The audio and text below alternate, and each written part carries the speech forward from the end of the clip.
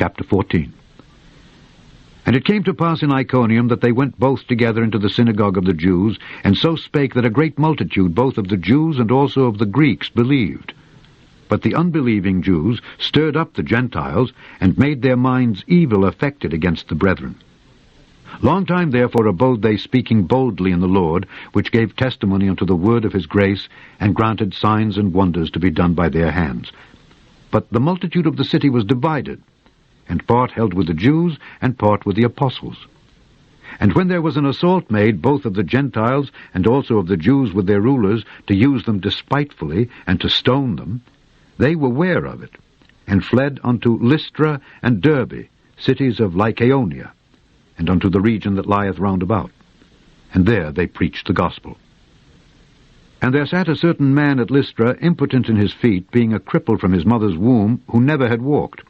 The same heard Paul speak, who, steadfastly beholding him, and perceiving that he had faith to be healed, said with a loud voice, Stand upright on thy feet. And he leaped and walked.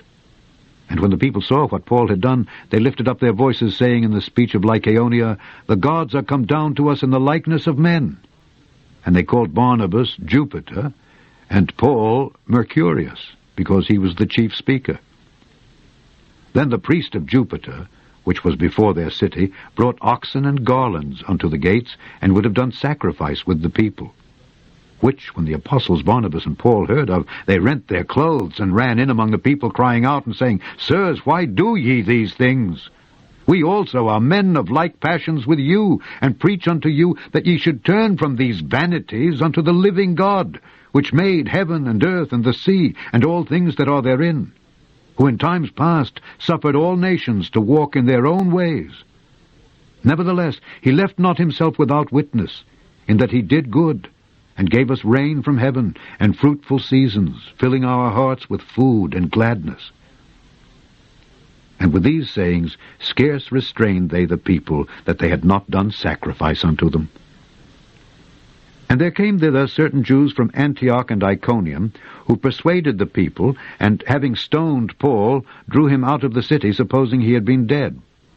Howbeit, as the disciples stood round about him, he rose up and came into the city. And the next day he departed with Barnabas to Derbe. And when they had preached the gospel to that city, and had taught many, they returned again to Lystra, and to Iconium and Antioch, confirming the souls of the disciples, and exhorting them to continue in the faith, and that we must through much tribulation enter into the kingdom of God. And when they had ordained them elders in every church, and had prayed with fasting, they commended them to the Lord on whom they believed. And after they had passed throughout Pisidia, they came to Pamphylia.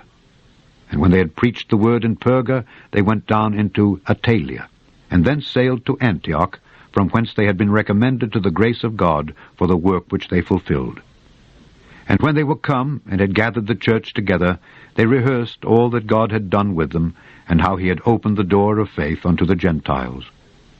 And there they abode long time with the disciples.